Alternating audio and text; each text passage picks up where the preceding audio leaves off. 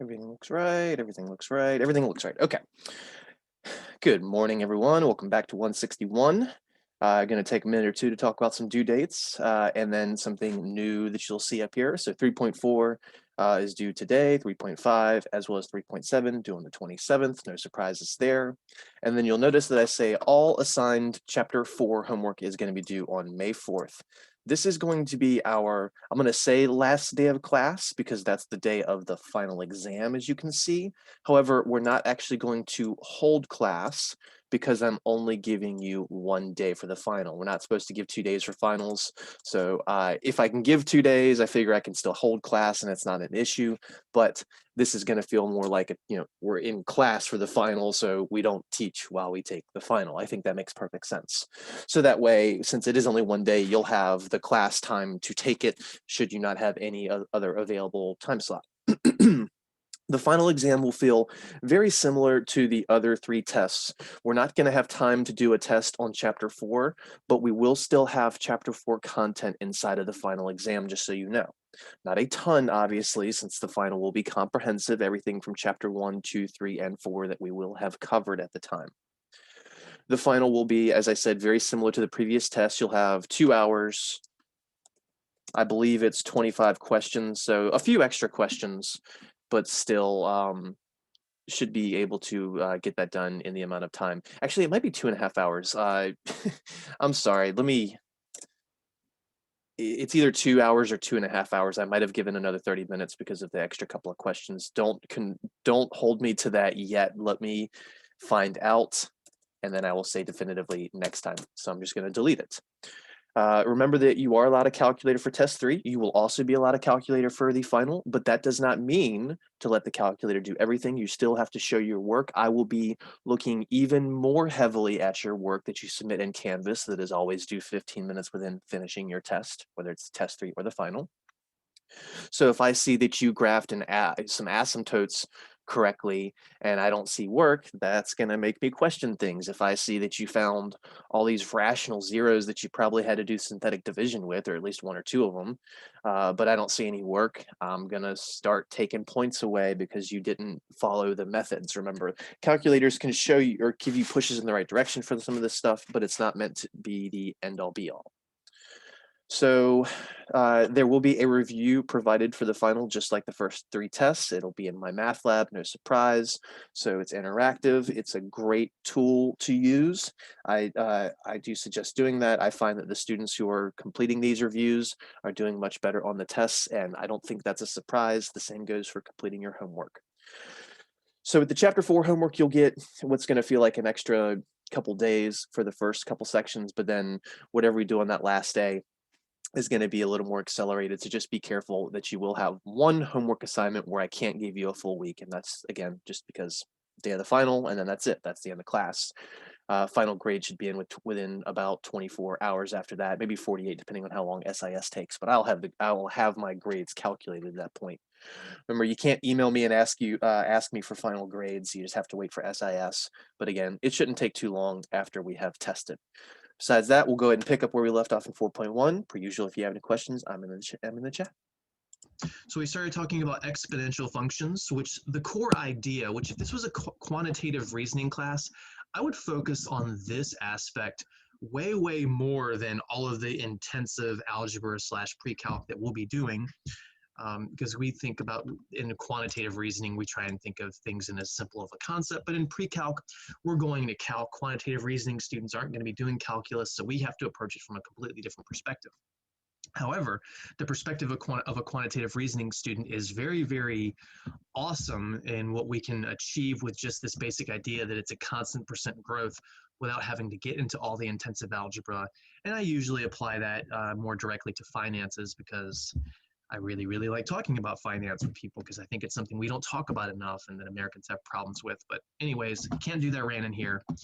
So we talked about how to actually go through the graph. So we introduced the graph by doing 7 or 8 points.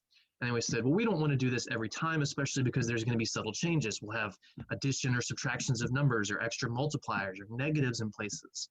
So we just want to more, that picture got a little goofed up in the process because of me hitting enter, but you can see that in last class on the YouTube video. So we said these are just the basic shapes that we memorize.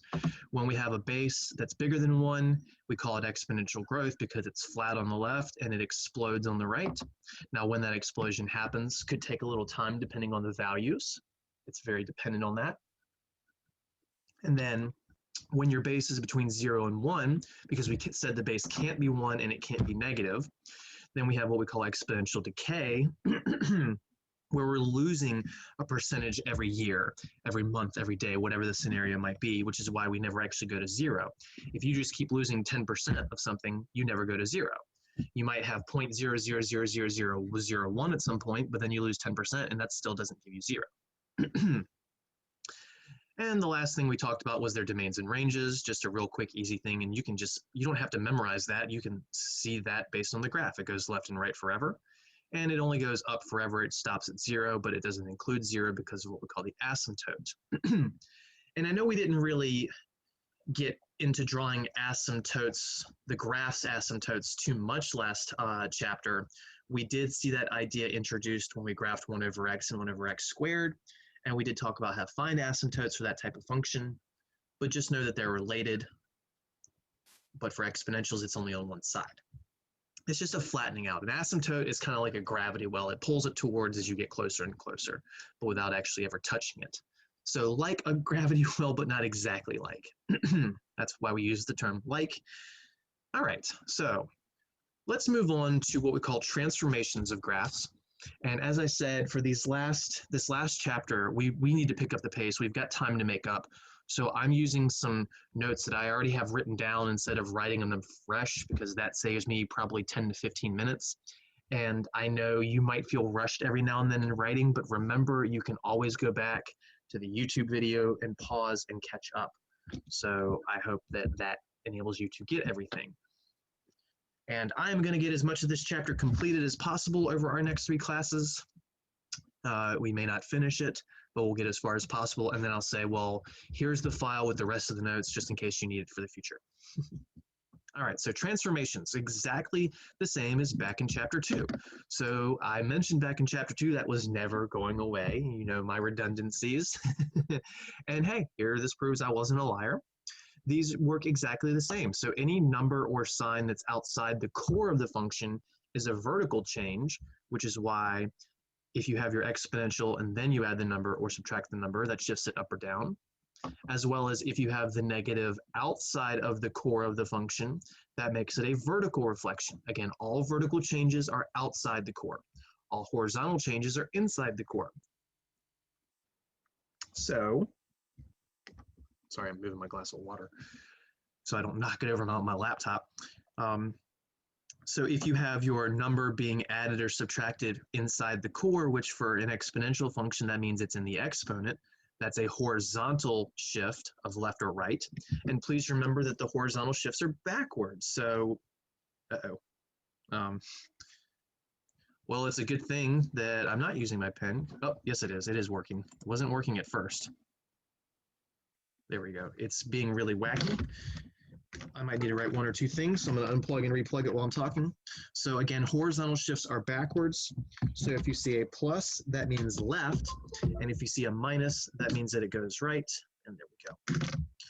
And then we have our horizontal reflection is a negative paired with the x inside the core. Again, inside, inside, inside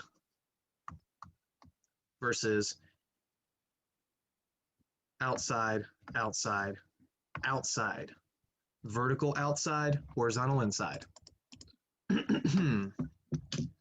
And I've spent like 10 minutes trying to make these graphs work a little nicer without showing you everything all at once before class, but I could not get the erase feature to work perfectly with an undo.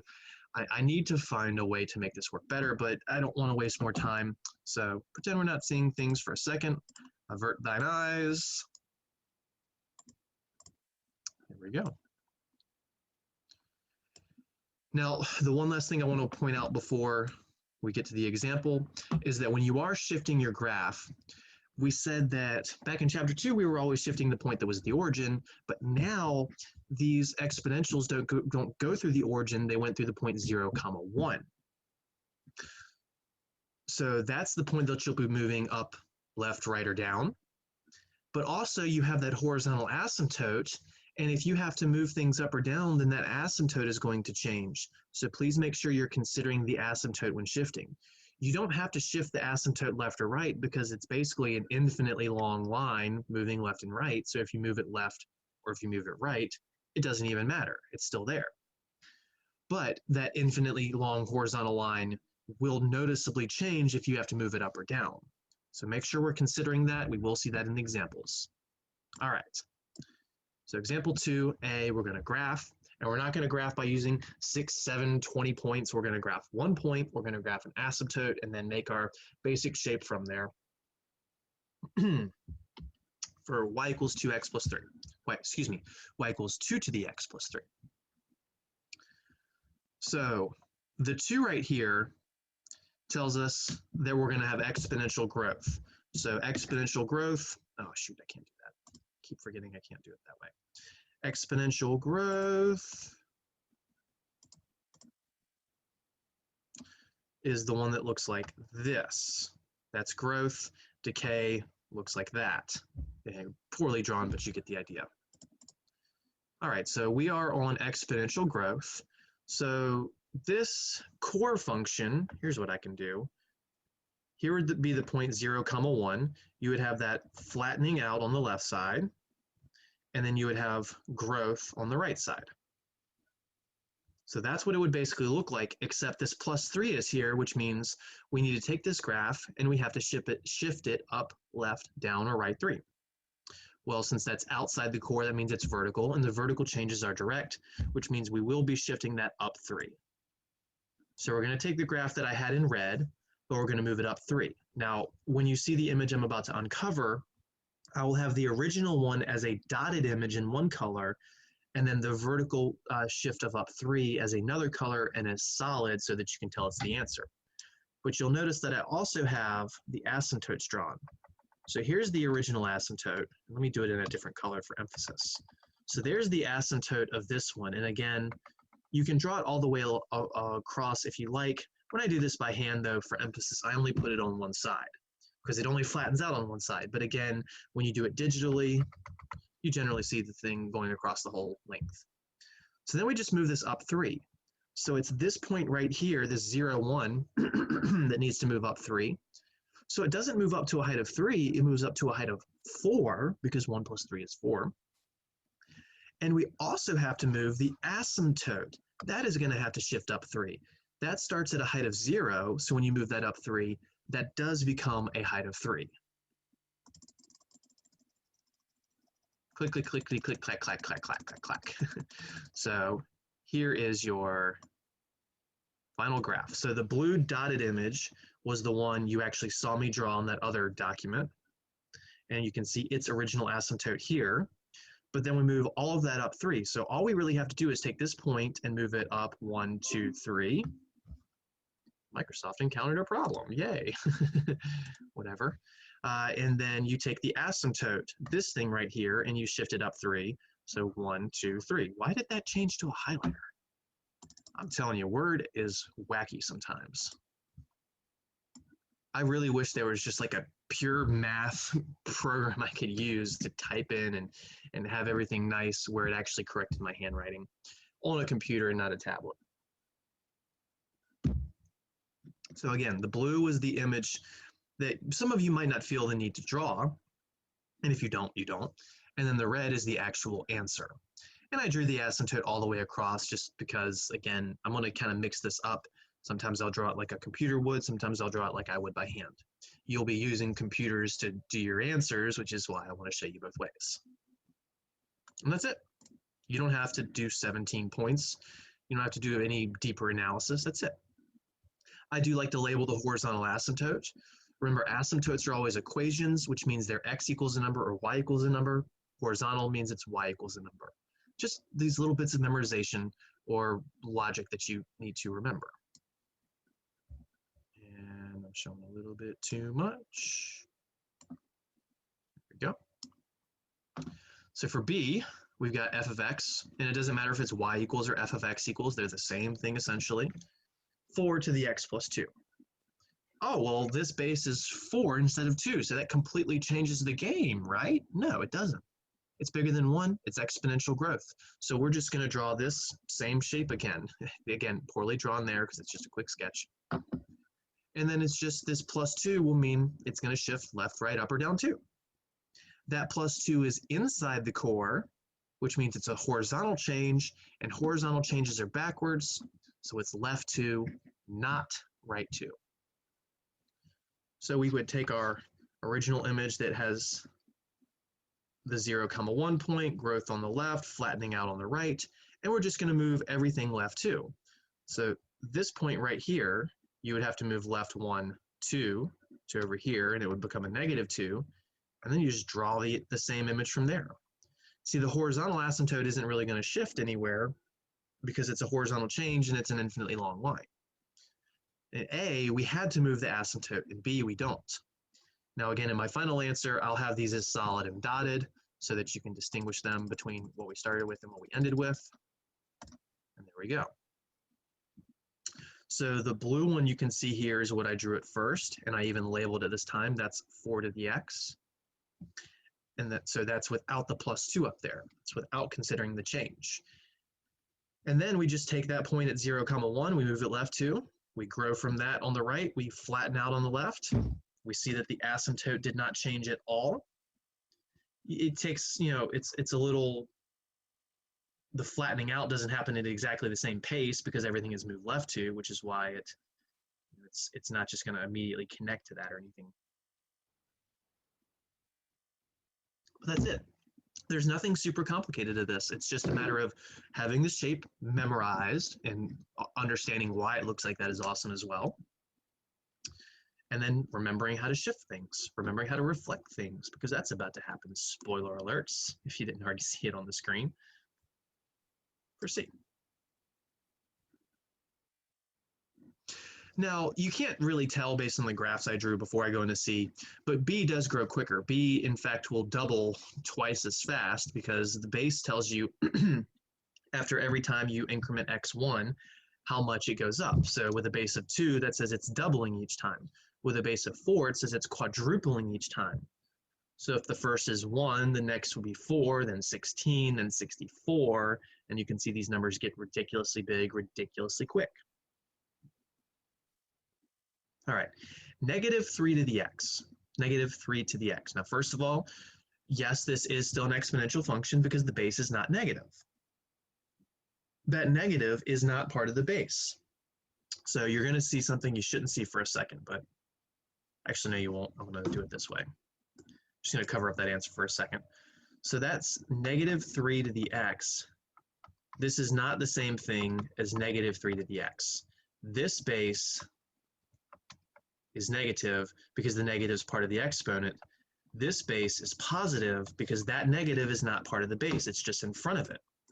What the negative in the first one is a reflection. This right here, we won't even see in this course. I'm not saying you can't see it in the real world. I'm just saying we don't see it in this course. And it's not a traditional exponential function. And I showed you very quickly what it would look like last time, but don't focus on that. All right.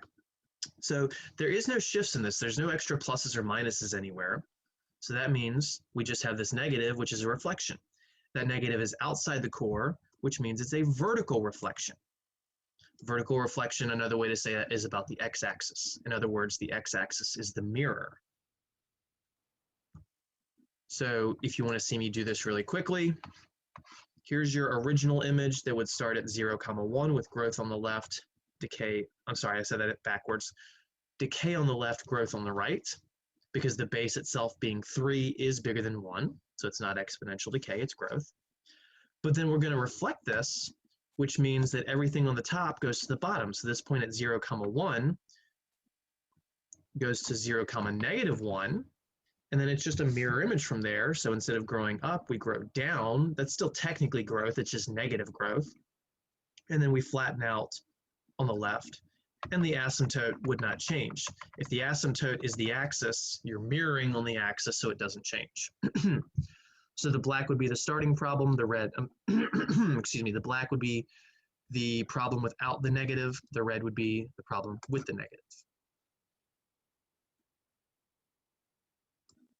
So there we go. So in this, it's the blue dotted one is without the negative. That's 3 raised to the x. The red one is actually the negative 3 raised to the x.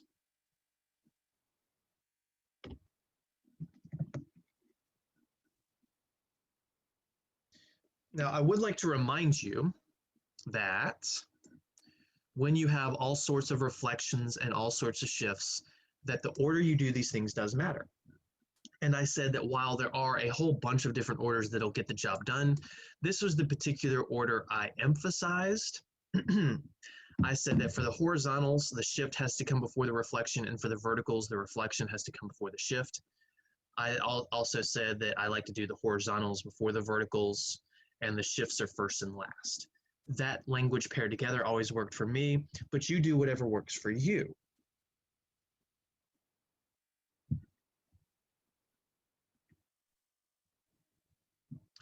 All right. Now, admittedly, I'm not going to do any problems on the test where it's like 3 or 4 or 5 different changes. You see all 4 of the shifts and both of the reflections. I'm not going to do that for exponentials, spoiler alerts. But I could certainly do 2 or 3 of them. And that would be enough to where you have to remember that the order matters. How can you check these things to make sure it's right? Well, you could use your calculator and you could graph it that way and see if what you did by hand matches that. And remember, I need to see work. I would love to see these shifting details. That would be excellent. You can also plug in a number into the function and see if it spits out what you expect. So if if this point is here at 0, -1, that means you should plug in 0 and see if you get -1. If this point was at, say, 2, 5, you should plug in 2 and see if you get 5. It doesn't guarantee that everything's pointing in the right direction, but it at least guarantees that you shifted and reflected that singular point correctly. It is helpful. Checking your work can be helpful. All right. So to close out this section, we're going to talk about the natural number e, the natural base e. E is very similar to pi. So it's not a variable, it's a number. E is very, and I mean very similar to pi. Pi is 3.141592 blah, blah, blah, blah, blah, blah, blah, blah, blah. Goes on forever and ever. It's what we call an irrational number, which means the decimal doesn't terminate or repeat. And it's about 3. And pi heavily relates to circles. It comes up when you talk about the ratio of the area to the circumference. Well, the number e relates to something that is seen in finance and the natural world all over. So we said that exponential growth is constant percent change. And when you talk about finance, usually we're talking about over a day or a week or a month or a year. But in the real world, nature doesn't think about something over a day or over a week or over a month or over a year when we talk about this change aspect. Nature is thinking 10 billion times in the snap of a finger. That was me snapping my finger if you didn't catch that. So in that little snap of a finger, nature has thought 10 bajillion times. It's not even a countable number. It's infinitely many times. And when you take this constant percent change from, say, a yearly basis to a monthly basis to a daily basis to a every minute to a every second to a every billionth of a second to 10 quintillion times in the snap of a finger, in calculus you kind of learned that it involves this number e. It's just magically this limit idea turns into this e number, which is about 2.71828. Now e, like pi, is irrational. It's not just 2.71828.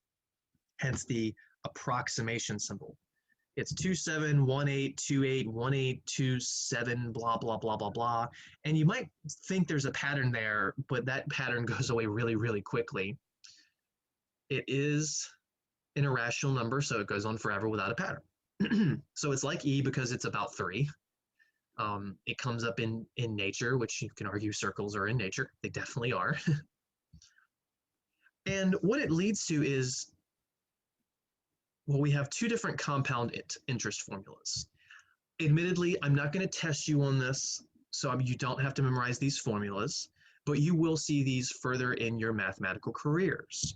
You will see compound interest in times per year and continuously in a calculus course.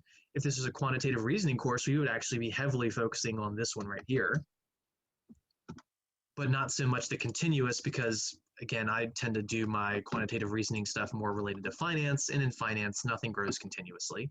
It grows daily at best. So just some letter associations. A is what we typically call a future value. P, the principal, is the starting value. R is the annual interest rate. When you do this in, that is the number of times that you grow per year. So R divided by N is the interest rate per month or per day or per whatever is related to the problem.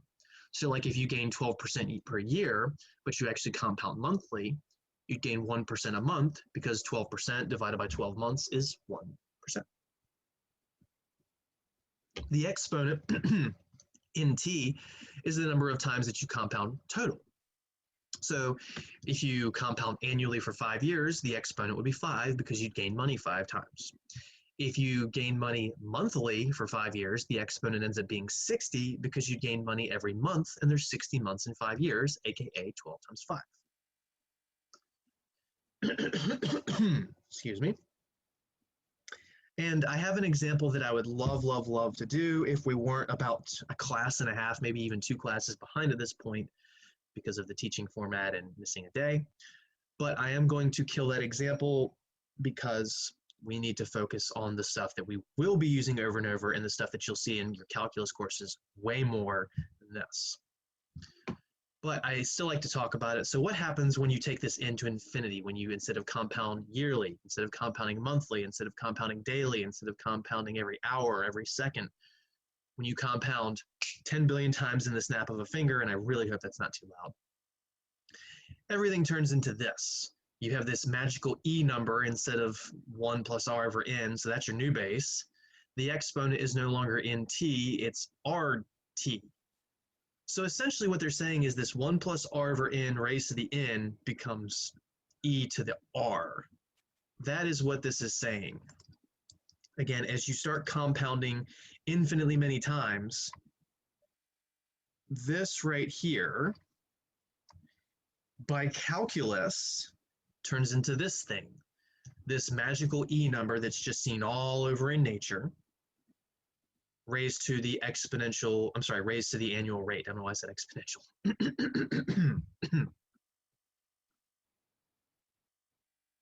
All right. PERT, also really easy formula to remember, just a terrible shampoo full of chemicals that'll probably make you go bald eventually. I'm being sarcastic. But PERT, it's pertinent. All right, so that's 4.1. And I want to just hide that for a second. 4.2. So 4.1 will be due in a week. By the way, I did get all our homework dates for 3.5 and 3.7 appropriate, if I hadn't before. I think those two are due on the 7th. That sounds right. Yeah, that's right. But I would suggest having those homeworks due before you take your test because it's going to help you take your test. All right. Logarithmic functions. I mentioned this term in passing right at the very start of 4.1. In the world of math, inverses are extremely important. Without inverses, we can't unravel things. Addition is the inverse of subtraction. Without subtraction, if you have an equation involving an addition, you can't solve for your x because you have to subtract to undo the addition. So addition and subtraction are inverses. We tend to call them opposites, but inverses is the more blanket word for it. Multiplication and division are inverses. They're also known as reciprocals of each other. We don't call them opposites, they're reciprocals, but again, a more blanket term would be inverses, because if you have an equation of multiplication, you need division to undo it. Square roots and squares, essentially, plus or minuses are involved sometimes, are inverses, because one undoes the other. If you saw an equation with a square root, you squared both sides. If you saw an equation with just something squared, you took a square root, but also a plus or minus because loss of sign generality. So they undo each other. Inverses are necessary. Well, here's the thing. While it's very easy to develop this exponential process at a base level, its inverse is not easy to develop at a basic level. In fact, it's pretty much impossible.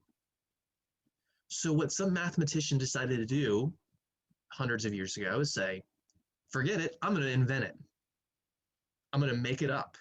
And for whatever reason, I'm going to call it a logarithm. I am not a wordsmith. I don't actually know the word of logarithm, except for the fact that a rhythm, arithmetic, you can see where that part comes from.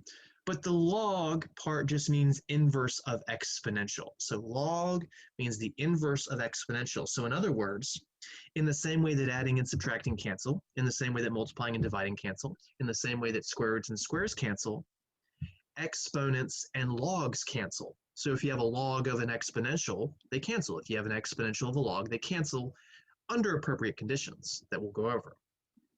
So again, this is something that some mathematician just said, I'm going to call it this. I'm inventing it on the spot. This is the inverse. And exponential functions are one-to-one. If you just pull up a graph real quick, just imagine you only have the black one. I'll erase the red one. This is one-to-one because I can draw, well, first of all, it's a function. It passes the vertical line test, thankfully. But I can draw infinitely many horizontal lines, and each of these only touch the function once. So it's one-to-one. That's another topic we're dusting off from chapter 2 that I said would never go away.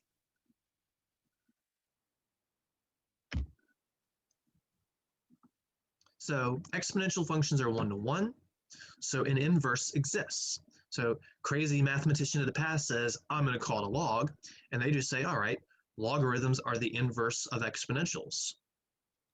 So this is the notation. F of x equals, or y equals, and this is the way you say it. There's two different ways. Log base b of x, or log of x base b. So the b is what we call the base. And yes, there's a reason we call it a base, because exponentials have bases. It's literally the same base in exponential form. And then x is just your argument, your input variable. So log base b of x is the inverse of b to the x. So these two things, if you remember, would be mirror images across the line y equals x. We said inverse functions are mirrors of each other, but not horizontally, not vertically, and not even horizontally and vertically. It's a mirror across the line y equals x. So, and we'll see this in a bit, but I just want to go ahead and point it out. If this is your b to the x, now I'm obviously assuming that b is bigger than 1 here. Here would be your line y equals x, which is our mirror. And then if you mirror that over, you end up going from 0, to 1 to 1, 0. And you end up seeing slow growth on the left. That is not an asymptote. On the right, excuse me, I said that incorrectly. Slow growth on the right. This is not an asymptote. This does grow up forever and ever and ever. It's just very, very slow because it's the opposite of quick growth. It's slow growth. And then the horizontal asymptote becomes a vertical asymptote.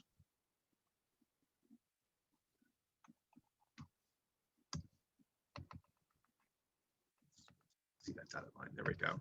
So this would be y equals log base b of x. They're mirror images across that. So I'm kind of jumping the gun here, but I wanted to go ahead and point that out. Now, while ultimately we will be doing these inversions, we will go from one to the other once we get to equations. We're not going to focus on that aspect yet. We're going to kind of build up steam. Now, what is the point of this? And that's why you have this over here. we're trying to solve equations. If you have an equation with an exponent, so 2 to the x equals 17, and I say to solve this for x, what in the heck do you do?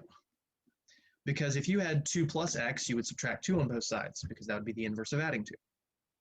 This is 2 to the x, so we've got to get rid of this 2. We've got to get this x out from being an exponent into being down here somewhere.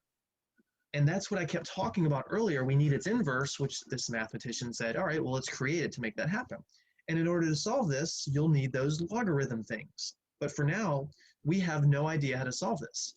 There are special cases. If this said 2 to the x equals 16, or 2 to the x equals 8, or 2 to the x equals 4, we could actually just guess the answer by using some logic and reasoning. But 2 to the x equals 17, there is no logic and reasoning to that. Because if you had 2 to the x equals 8, you're just thinking about what exponent, 2 to what exponent is 8? Well, it's 3, because 2 to the third is 8. Again, you can just pull that out of your brain using numbers. But you can't figure out what number the exponent would be to get a 17 because it's something like 3.1 blah, blah, blah, or 3.2 blah, blah, blah. You'll never guess it. And there's no direct algebra without this stuff to do it. But again, this is our goal. For now, though, let's just focus on the aspect of converting from one to the other. So a lot of the times you'll have something in a logarithmic form, and it won't make sense, so you need to convert it to exponential form. And then other times you'll have something in exponential form, and it won't make sense, or you can't figure out the answer, so you have to convert it to log form. And in math, it's usually the grass is greener. And what that means is usually what you have is not what you want. If I give you an exponential, you probably want a log. If I give you a log, you probably want an exponential. So I'm about to reveal a formula that is extremely important that you must memorize. And this is how we go from one to the other. So I'm not saying with this little two-sided arrow, I'm not saying these are inverses of each other. I'm not saying these are inverses of each other. I'm saying they are the same thing. This relationship on the left in the box is the exact same relationship as what's on the right in that box. So again, these are not inverses of each other because this y is here by itself and then the y is the exponent, whereas both of these things above, f of x is y. So that's like y equals and y equals. This right here is like we had an inverse but forgot to swap the variables.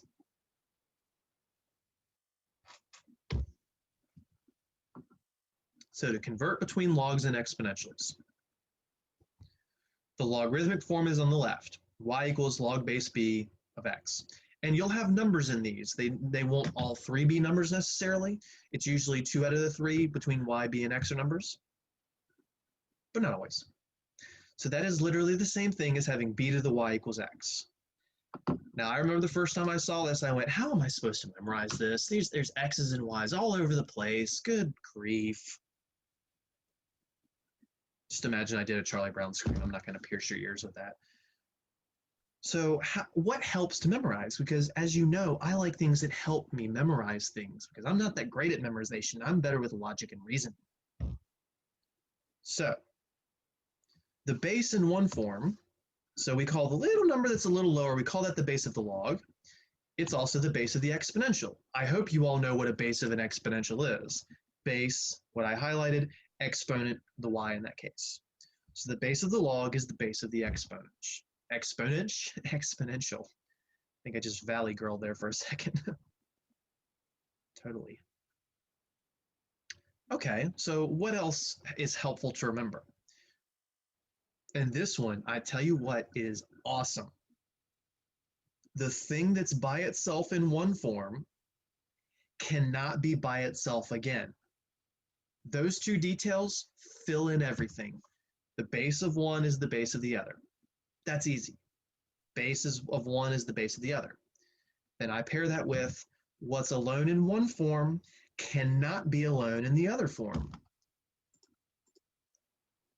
So this is the alone thing on that one. It's not alone in the other. Or this is the thing that's alone in that form, and it's not alone in the other form. Those two little details, which I'm now revealing in text, that's how I memorized everything. And I've seen some people do Madden drawings where they'll go, you just take this thing and you raise it to this thing, and then you set it equal to this thing.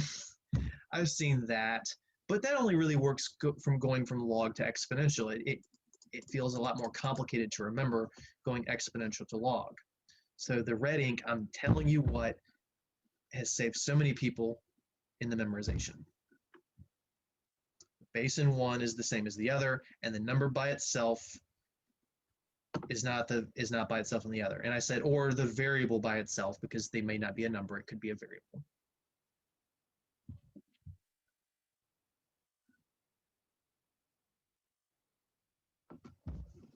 All right. So you know what we're going to do is we're going to try this out. We're going to try it out many times. We're going to get used to this conversion process. And we're going to not reveal everything. You know what? Let's just make a new one.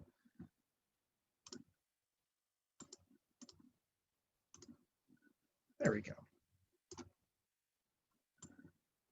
So we'll do that. We'll do this. There we go.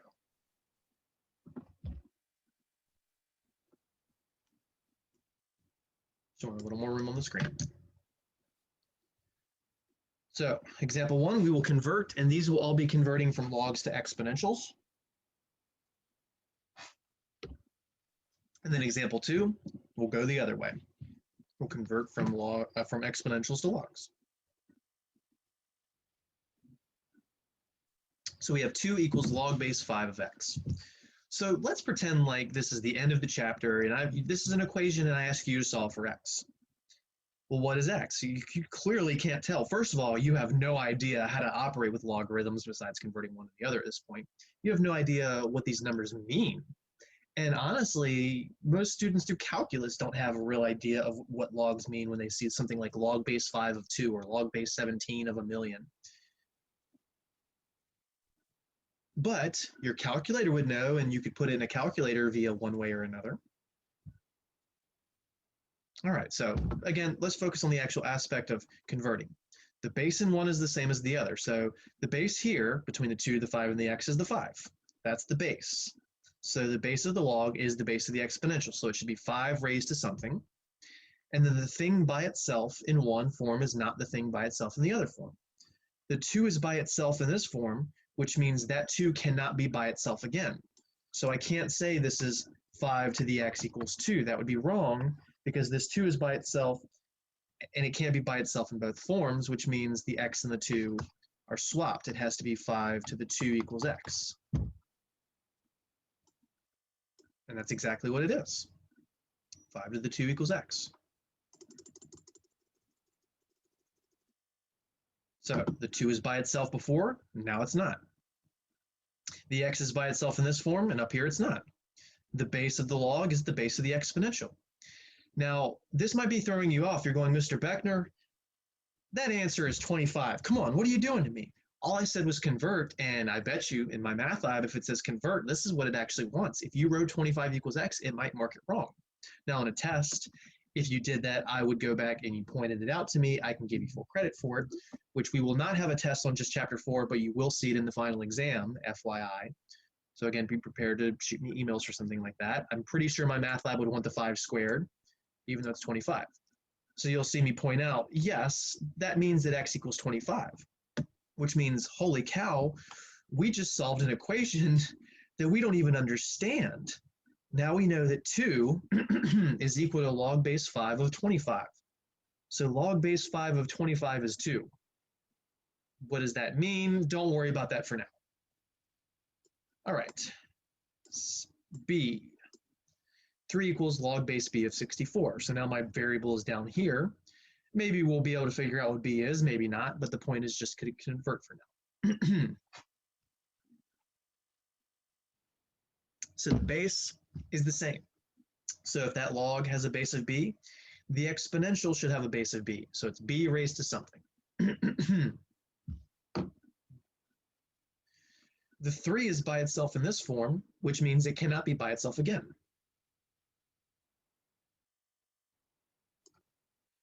So it won't be b to the 64 equals 3, it's going to be b cubed equals 64. Again, the 3 is by itself in this form, so it can't be by itself in this form. The 64 is by itself in the answer, so it can't be by itself in the question. The base of the log is the base of the exponential. And there we go, there's our conversion. So 3 equals log base b of 64 is the same thing as saying b cubed equals 64. Now, I didn't ask you to solve this. However, with some intuition, you could figure out what b is. And I don't even mean to say intuition, with some algebra. Intuition works as well, but some algebra. If you had x cubed equals 64, you know how to solve that. You take a cube root of both sides. So I didn't ask you to do this, but I'm just pointing out some extra information. If you were curious what b is, because these numbers are nice and aligned, you can take a cube root of both sides, no plus or minus needed because that's odd, and that tells you that b is 4. So 4 cubed is 64. What that means is log base 4 of 64 is equal to 3.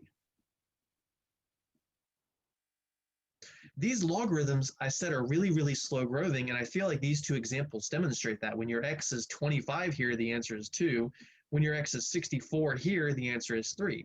Now that does pair with the bases being a 4 and a 5, but still you can see that these are very, very slow growing, which is quite contrary to exponentials, which are fast growing. That's how inverses work. If a regular function grows fast, its inverse grows slow. All right, finally, C, log base 3 of 13. Log base 3 of 13 is equal to y. I could have had y equals log base 3 of 13. It doesn't matter which thing is on which side, but I wanted you to see it both ways. So the base of one is the base of the other. So 3 will be the base. It will be 3 to the something equals something. Question is it 3 to the 13 or is it 3 to the y? Well, the thing by itself in this version can't be by itself again, so it can't be 3 to the 13 because that would make the y by itself again. It's 3 to the y equals 13. Now this equation right here is kind of similar to this 2 to the x equals 17 that for now we have no idea how to solve it, and that's okay. So that's what I like about these three examples I introduce. A and B, you can actually make sense of when you convert it. C, you actually can't. And in fact, after you're done with this course, after you're done with this chapter, I would never want anyone to convert this. In fact, this is just to practice converting, but this right here is actually an answer because it says y equals log base 3 of 13 is a number that by doing something you can put it in your calculator.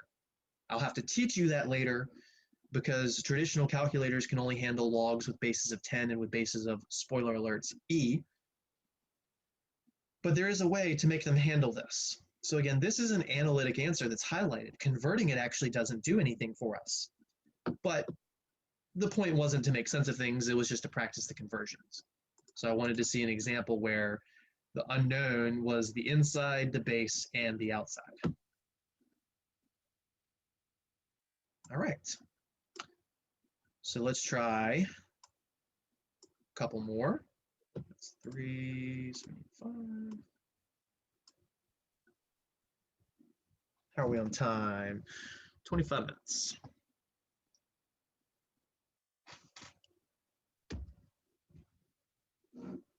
Convert b squared is equal to 8. Oh, I'm showing the answer. I thought I had that hidden. What happened? Spoilers. Oh, it's down there. That's why. All right, you didn't see that. Everybody had their eyes closed. Earmuffs. Eye muffs. B squared equals 81. So this is another problem because of the numbers, because of the symmetry, and I don't mean symmetry graphing wise, I just mean numerical symmetry. You could probably figure out what B is. And if you say 9, you're wrong. It's plus or minus 9 because you'd have to take the plus or minus square root of both sides to figure that out.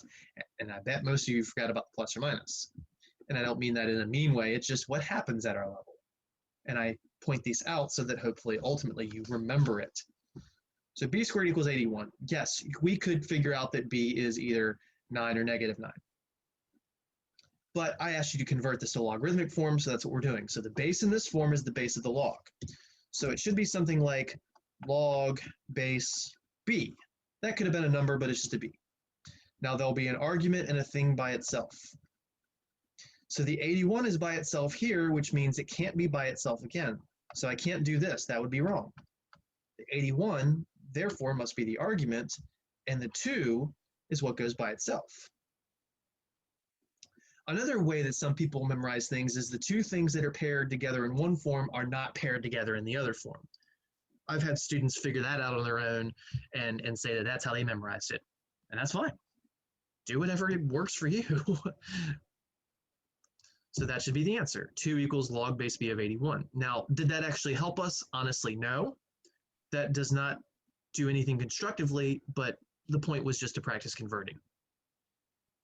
All right, 7 to the x equals 100.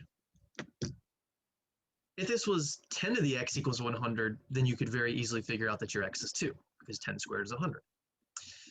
But this is 7 to the x equals 100. There's no nice even whole number. It doesn't have to be even. That's not what I meant by even. It could be odd. There's no pretty number. There's no whole number that 7 raised to a power gives you 100, because 7 squared is 49, and 7 cubed is certainly not 100. It's much bigger than that. So converting this one would actually benefit us. So the base in one form is the base of the other. So this will be a log base 7 of something. The 100 is by itself here, so it can't be by itself again. So you can't do this. That would be wrong. That means that the 100 has to be the argument, and the x has to be by itself, and that is exactly the answer. Now again, while you may have no idea what this number is in your brain, this is computational, computatable.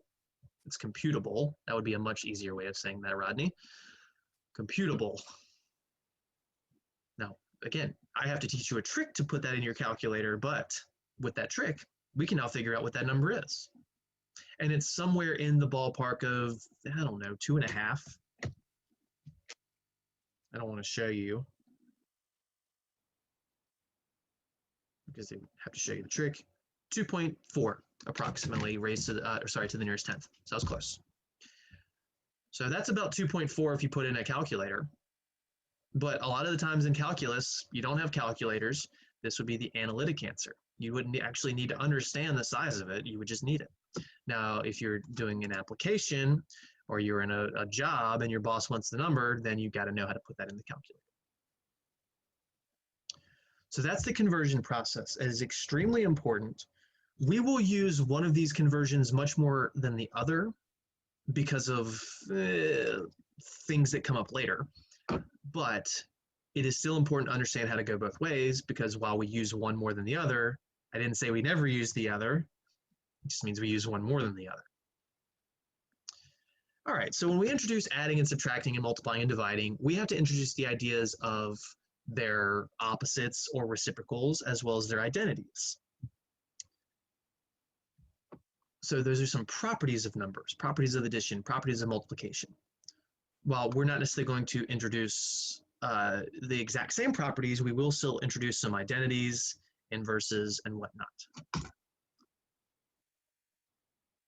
So here are the 4 essential properties of logs. These are not the only properties. In fact, the next section is literally titled More Logarithmic Properties. Or if it doesn't have the word more, I think, no, it doesn't. My rant is always, it should be called More Properties, because we introduced 4 properties in the previous section. So here are 4 properties of logs. 2 of which I've already talked about before, although I didn't say what the answer was.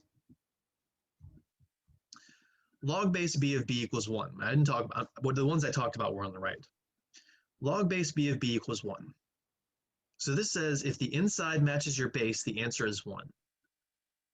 Did I show the proofs here? Yes, I did. Okay.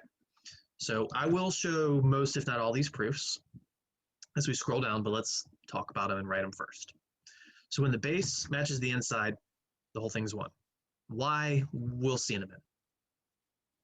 All right, well, what if the argument is 1 instead, log base b of 1, or log of 1 base b, however you like to say it? That means the whole thing is 0. Huh? Why? Don't worry, we'll get to the why. So when the inside and the base match, the answer is 1. When the inside's a 1, no matter what the base is, that's what this bottom left one says. When the inside's a 1, it doesn't matter if the base is 3 or 1,000,000 or negative 70,000. Even though we generally don't use negative bases, it could still work. And the whole thing is 0. So these are kind of like your identities. Identities under multiplication and division is 1, under addition and subtraction it's 0. So it's interesting that we can actually pick up both of those, quote, identities. These formulas on the right, these properties on the right, are our inverse properties, where if we take the log of an exponential or the exponential of a log, as long as the bases match, that's important. As long as the bases match, the base of the log and the base of the exponential, base of the log, base of the exponential. I'll say that backwards for the second one. Base of the log, base of the exponential. Essentially what happens here is all of this stuff just cancels each other out. It's like adding and subtracting the same number, or it's like multiplying and dividing the same number. And the answer is just the original argument. The argument being just your input. So when you add and subtract the same number, you get 0. When you multiply and divide the same number, you get 1. When you take the square root and square of the same thing, you get the inside. When you take the log of an exponential, you get the inside. When you take the exponential of a log, you get the inside. All 4 things I said are all the exact same relationship, just from simple to complex. And by complex, I mean complicated, not literally complex numbers. So again, the ones on the right are your inverse properties. The ones on the left are more like your identities, but it feels like there's 2 identities. So how do these work? Well, let's prove and the way we prove these, is convert them to exponential form. Now, some mathematician that came up with this had to do much more than what we have to do because they couldn't work backwards. They didn't have the answer. We have the answer and we're just going to work backwards to get the question, essentially. So if we take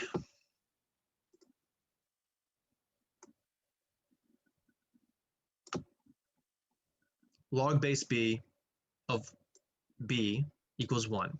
If we convert that to exponential form, we take the b's, the base, which is the red b, that will be the base of the exponential, so it'll be red b raised to something. The thing that's by itself can't be by itself again, so the 1 here can't be by itself, which makes it the exponent. So that's why we get b to the first. Sorry about that scrolling issue.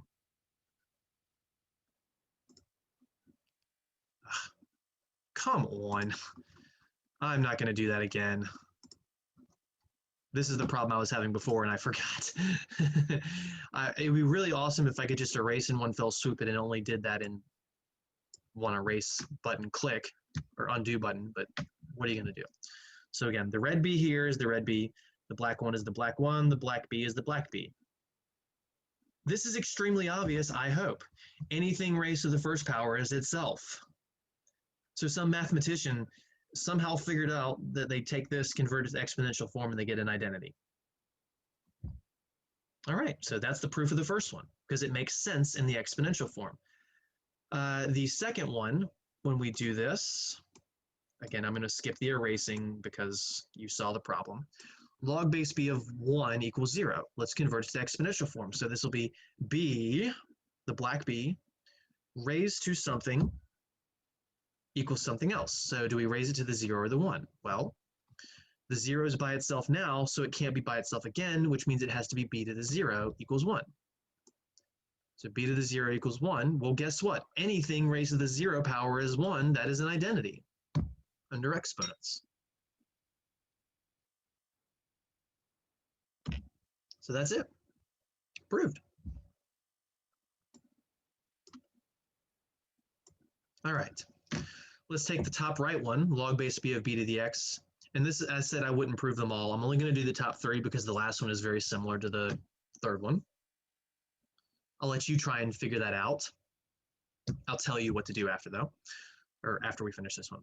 So color for emphasis, log base red b of black b to the x equals blue x. So when we convert this to exponential form, they might go, well, this already has an exponent. Isn't this exponential form? No. The log is the outside part, which makes it logarithmic form. So we take the red b, and we'll raise it to the part that's alone, because the part that's alone can't be alone again. So we take the red b, and we raise it to the blue x, so that the blue x isn't by itself again. And we set it equal to the rest of it, the black part, which is this b to the x. That literally is the left side and the right side are completely the exact same thing, just different colors, which was for emphasis. So yeah, that works. That's a proof. If you want to try the fourth one, the one I'm circling over now, this is an exponential form because this b takes over. So you'd convert it to log form. So this b, maybe you'd make it a color, would be the base of the logarithm. The thing that's by itself would be inside now because it can't be by itself. And then the exponent would be the thing that's by itself in the other form, and it would be the same as this. You would have the left side and the right side completely matching. So again, I would suggest that you use colors for that. So maybe do this. When that happens.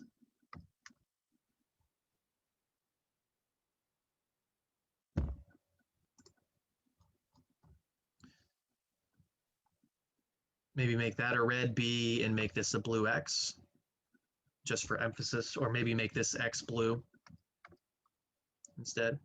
Whatever you like, it doesn't matter. But because you have two B's and two X's, color would be very helpful for your notes. So it would be this, it'd be log base red B of X equals, and then all the black ink would be on the other side, log base B of X, and you're proved, it's done. That's all it is. You have absolutely got to memorize these. They will be on your final exam. They will be littered all over calculus. They will be littered all over calculus. They will be littered all over calculus. You might forget them for a month or two or 5, but when you go back to calculus, you're going to need them. So you better dust them off. Same as we had to dust off so many techniques before this course started, like factoring and et cetera, et cetera. All right.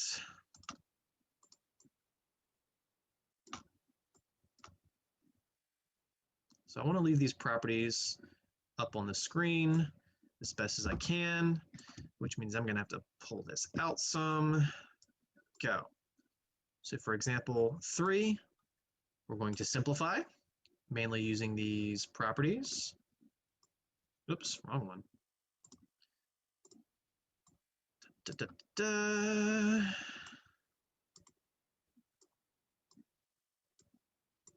All right, instructions say simplify. I got to cover the y and the f. How am I on time? 10 minutes. That's a base of 3. I know it looks a little scribbly. Log base 3 of 3.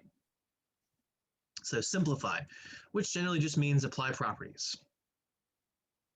So log base 3 of 3, because the base and the inside match, that's this top left property. The base and the inside match. They don't have to be b's. They can be 3s or 5s or 7s as long as those are the same numbers of the same variable. That means the whole thing is just, what does that say? 1. The answer is 1. That's it. That's all there is. Log base 3 of 3 is 1. Log base 5 of 5 is 1. Log base 7 of 7 is 1. Log base 1,000,000 of 1,000,000 is 1. How about log base 12 of 1? Well, those numbers don't match, so it's not the top left property. It's the bottom left property because the argument is 1. The inside is 1. It doesn't matter. This is a 12. I could have written 15. I could have written 7. I could have written 1.5.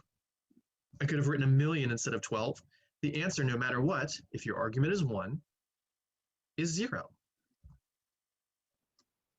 And we rationalized why that is right here. If your argument of a log is 1, that's because in exponential form, it's the base raised to a 0 power, and anything to the 0 power is 1.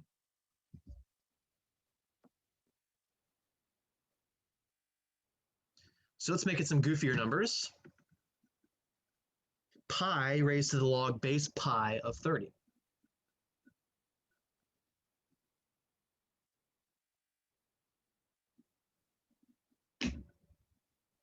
So you've got logs and exponents, so clearly it's not the top left or bottom left property, it's one of these two. It's a matter of which. Now, while you're probably initially going to just blatantly memorize these, again, I say that the idea of understanding inverses is more important. You have one concept and then its inverse concept, a base raised to a base raised to a log, or log of an exponent, one or the other. As long as the bases match, everything cancels except for the argument. The argument's the 30, so this whole thing is 30.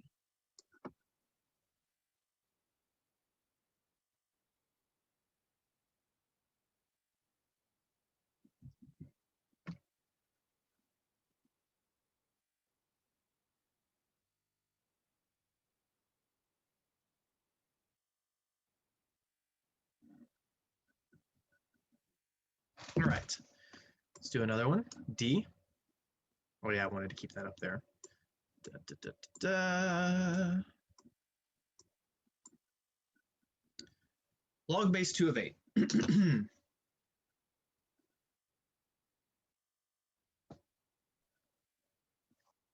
Log base 2 of 8. Well, Mr. Beckner, what are you doing to me? The bases don't match. I'm sorry, the base and the argument don't match, so it's not the top left property. The argument is not 1, so it's not the bottom left. And you did not give me a log of an exponential or of an exponential with a log. This isn't any of the properties, you terrible, terrible person. No. This is where we have to tweak things a little bit. You are correct at the moment that right now this does not look like one of those 4 properties, but we can make it look like that. So quite often, if you have something like this, what you want to try and do is make these numbers match in some way, and by match I mean write one in terms of an exponent of the other if you can, and in this case, we can. So if you can rewrite a number in exponential form, try that. So 2, you can't write 2 except 2 to the first, so that's boring, don't do that. But 8, you can write in exponential form because 8 is 2 times 2 times 2, which is 2 cubed.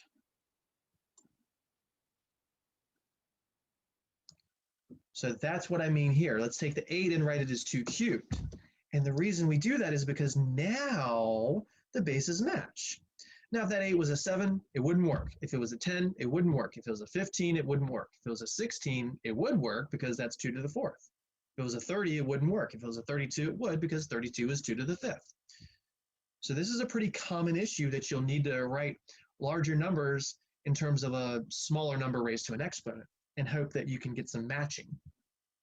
Because now this is log base 2 of 2 cubed. That is, it's hidden just a little bit.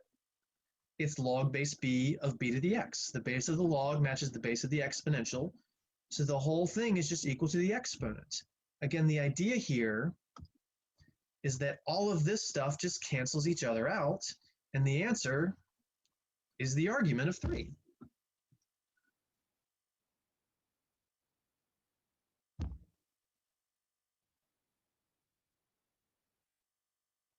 But you can't tell that when it's written as log base 2 of 8. So again, this is an issue that comes up every now and then. And when I say every now and then, I don't mean like 5% of the time. I mean like, I don't know, maybe 25% of the problems in this chapter, roughly 20%. But that's enough to mean you need to know it. Now, again, if that said log base 2 of 9, 9 is 3 squared, but 3 doesn't match that base of 2, nothing would happen, in fact. For now, there is something we can do, but not yet. I haven't taught you that yet. All right, so let's do this again. Let's scroll down. Here we go. Log base 5 of 1/25th. And this will be the last problem of the day.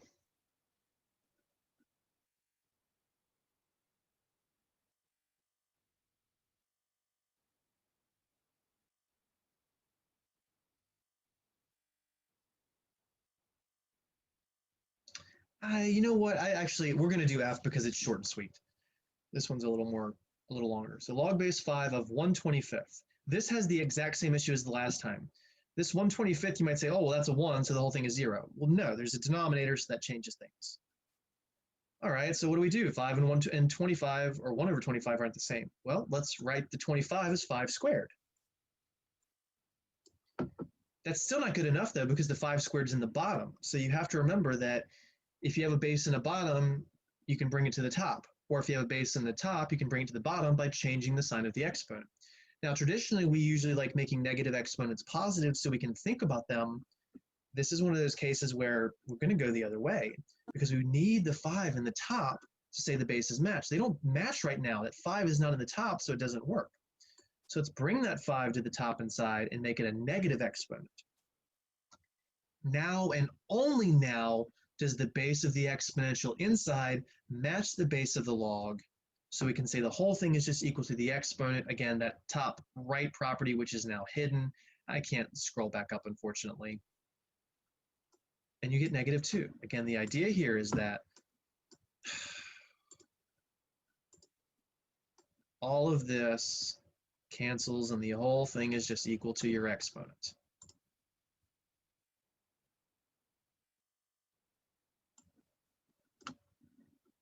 All right. 7 raised to the log 7 of y. Last problem of the day, I promise. This one, you don't need to do any changes. You don't need to rewrite any numbers because the base of the exponential matches the base of the log. That was the that was the bottom right property above with the highlighting, which you can see here. So the answer is just the argument. Again, these are inverses. D, E, and F, C, E, and F, we're all applying that inverse concept where an exponential of a log, as long as you can match the bases, cancel. So the 7 log 7 cancel, 7 raised to log 7 cancel, the whole thing is just y. So there are times when we can simplify things greatly. All right, so we are finished with that idea. When we come back next time, we're going to do some examples involving, what do I want to say? Common logs and natural logs. We'll apply these concepts with those, and spoilers, it's when your base is a 10 or an E, and we just have to write less things. We don't actually write the base, and then we'll move on. All right, so we have not finished 4.2, so it's not due a week from today. It'll be due a week from next class, which is actually the day of the final. And moving forward, all homeworks will be due on the day of the final, even if you don't have a full week for them, just FYI. Otherwise, it would be an issue, right? So just know that the last couple sections of chapter 4, you're going to have to accelerate through. But for now, email me if you have any questions.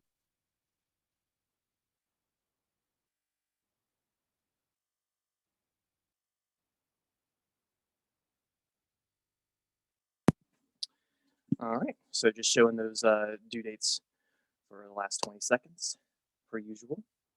3.4, 3.5, 3.7. Remember, all of chapter 4 is going to be due the same day as our final.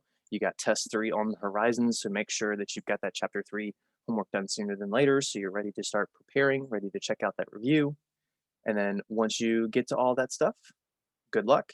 Email me if you think you have any partial credit. Remember, let me know which questions that it would be for, and then I can get back to you on that as soon as possible. Besides that, have a great weekend, happy studying, and as always, email me if you have any questions. Take care.